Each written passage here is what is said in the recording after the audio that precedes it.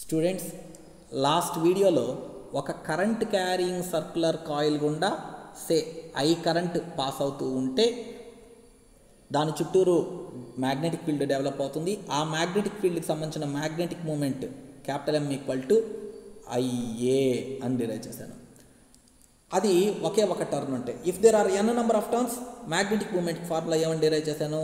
NIA అని derive చేశాను. అసలు what is meant by current? Current అంటే ఏంటి? ఎస్, కరెంట్ అంటే ఫ్లో ఆఫ్ చార్జ్.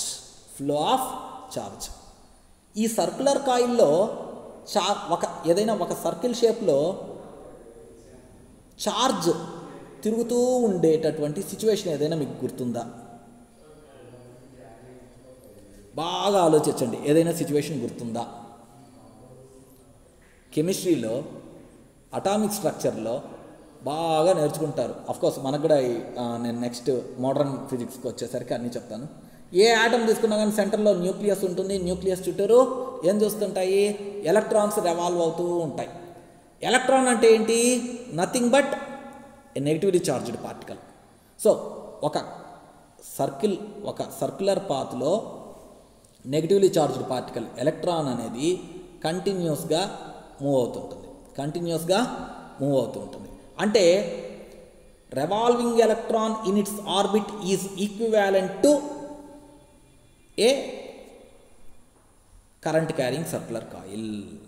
ఆ కరెంట్ క్యారింగ్ సర్క్యులర్ కాయిల్ యొక్క మ్యాగ్నెటిక్ మూమెంట్ ఒకే ఒక టర్న్ అంటే M IA అని చెప్పేసి లాస్ట్ వీడియోలో డిరైవ్ చేశానని చెప్పాను. ఇప్పుడు ఈ రెవాల్వింగ్ ఎలక్ట్రాన్ వలన డెవలప్ అయ్యేటటువంటి మ్యాగ్నెటిక్ మూమెంట్ ఎంత అనేది ఈక్వేషన్ డిరైవ్ చేద్దాం. So now I'm going to derive equation for the dipole moment of a revolving electron. Dipole moment of revolving electron వలన చుట్టూరు డెవలప్ అయ్యేటటువంటి డైపోల్ మూమెంట్కి ఈక్వేషన్ డిరైవ్ చేద్దాం. సో చూడండి, ఒక సర్క్యులర్ పాత్ ఉందనుకోండి, ఇది ఒక ఆర్బిట్ అనుకోండి, ఇక్కడ ఒక ఎలక్ట్రాన్ ఉందనుకోండి. సో ఇక్కడ టైం పీరియడ్ అంటే ఏంటి? Time taken by the charged particle to complete one rotation is called time period. Okay, ఇది మీరు బాగా మీ 10th క్లాస్లో ఇంటర్ ఫస్ట్ ఇయర్లో సింపుల్ హార్మోనిక్ మోషన్ చాప్టర్లో మీరు నేర్చుకున్నారు. సో ఒక ఎలక్ట్రాను ఇక్కడి నుంచి బయలుదేరి ఒక రౌండ్ కంప్లీట్ చేసి మళ్ళీ ఇక్కడికి రావడానికి పట్టే టైంని మనం ఏమంటామో టైం పీరియడ్ అని అంటాం. ఏమంటాము?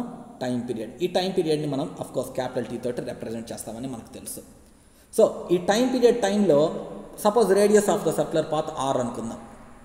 Radius of the circular path R అనుకుంటే ఈ టైం పీరియడ్లో ఎంత డిస్టెన్స్ ట్రావెల్ చేస్తుంది? ఈ పాయింట్ నుంచి తిరిగి మళ్ళీ అక్కడికే వస్తుందంటే ఆ డిస్టెన్స్ ఎంత? Circumference of the circle. ఆ సర్కంఫరెన్స్ ఆఫ్ ద సర్కిల్ ఎంత? 2πr. 2πr డిస్టెన్స్ ట్రావెల్ చేస్తుంది అనమాట. సో T టైంలో 2πr డిస్టెన్స్ ట్రావెల్ చేస్తే యూనిట్ టైంలో ఎంత డిస్టెన్స్ ట్రావెల్ చేస్తుంది? యూనిట్ టైంలో ఎంత డిస్టెన్స్ ట్రావెల్ చేస్తుంది అంటే దట్స్ నథింగ్ బట్ యూనిట్ టైంలో ఎంత డిస్టెన్స్ ట్రావెల్ చేస్తుందంటే 2πr divide by T.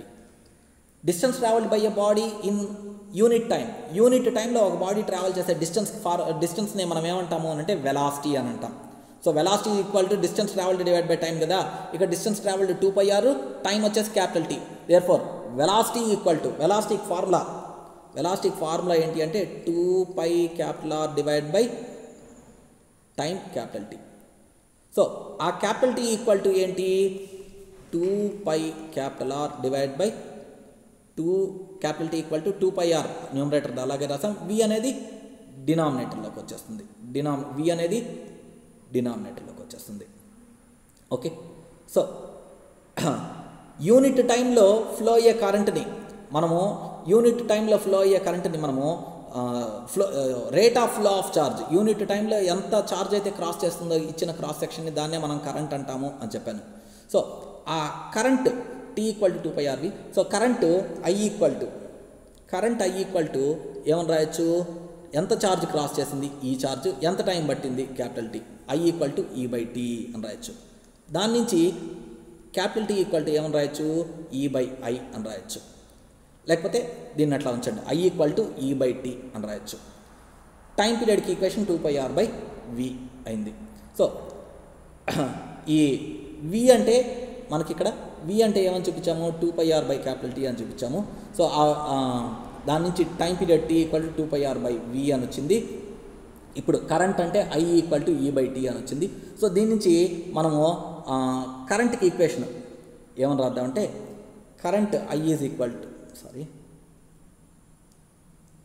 Current Iకి equation E/T అంటే 2πR/v అవుతుంది. So current I = EV/2πR, current I = EV/2πR అని వచ్చింది. ఓకే,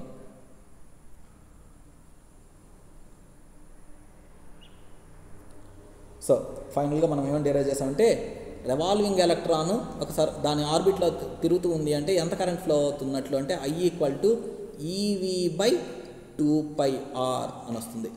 మనకేం కావాలి, మ్యాగ్నెటిక్ మూమెంట్ కావాలి. మ్యాగ్నెటిక్ మూమెంట్కి ఫార్ములా ఏంటి, IA. I అంటే ఏంటి, EV/2πR.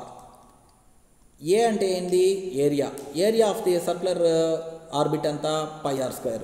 సో ఒక R క్యాన్సిల్ పోతుంది, ఒక π క్యాన్సిల్ పోతే magnetic moment related to the magnetic moment of a revolving electron M = ఏం మిగిలింది, EV/2, EVR/2 మిగిలింది. So this is the equation for magnetic moment of A